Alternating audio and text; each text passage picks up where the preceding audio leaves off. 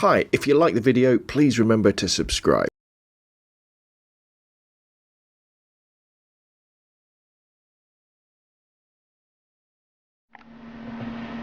Hi, I'm Rob from rob9photo.com, and this is a quick video looking at my new favourite little camera, the Olympus Trip 35. Now, for many of you of us above a certain age, the Trip 35 will be familiar, maybe from the David Bailey adverts that sort of were on our screens in the 70s and 80s. They stopped production, I think, in about 1982 or 1983, but between 1967 and the close of production, Olympus made 10 million of these little babies, with very little change to the overall design. It's a 35mm film camera, so you use 35mm film, and it's got some quite unique properties to it that make it pretty special and sort of give it like a cult status, not like people have around things like Lomo photography and stuff, but it does have some very great redeeming features. So it takes 35mm film, it has automatic exposure, but it doesn't take a battery.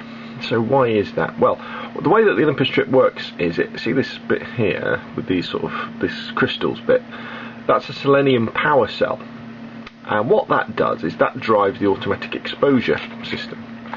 So all you do when you want to use your Trip, you just make sure that the little ring there is set to A, so it's set to A for automatic, and then the camera will choose one of its two shutter speeds, either a 40th of a second or a 200th of a second, and then it will change the aperture to suit it. So there we go, so as you can see, and then it will fire the shutter. What you also have to do though, it has what is called a zone focusing system, which means that when you want to take a picture, you compose through the viewfinder, just like so, and you can't see it, but there's actually a tiny little window about there that looks onto this distance scale here. And so what you do is this little distance scale, if you've got one person head and shoulders, that's for focus on something that's a metre away. That one is 1.5 metres away, that is 3 metres away, and that is infinity.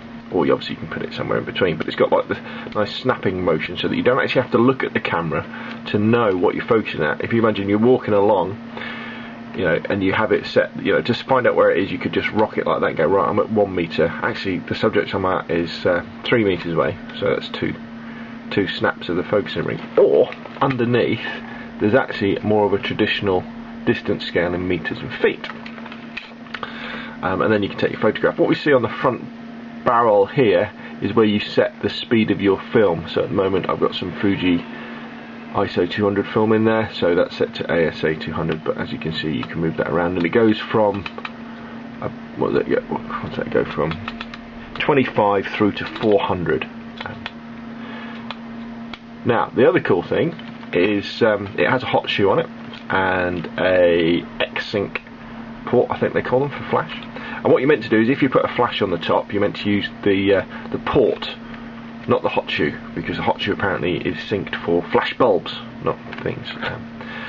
Because what happens is, because it has no inbuilt flash, it's got no power supply for that, when you want to take a picture and there's not enough light, this happens. If you look through the viewfinder, see that little red thing's popped up, and the camera's telling you there, it's saying, whoa, whoa, whoa, there's not enough light. Even at f2.8 and a 40th of a second, I can't take this picture. You need to use a flash, otherwise it would be horribly underexposed.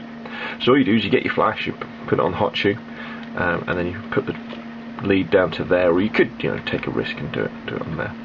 And then all you do is you look on the guide on the back of the flash, and it will say something like, because of the power of the guide, it will say, you know, at 15 feet you need to set your camera to f5.6, as I've done there, and then you set your focus and take the photograph, and it will fire the flash, and you'll get correctly exposed. And then as soon as you're in a situation where you're in brighter light again, you set it back to A.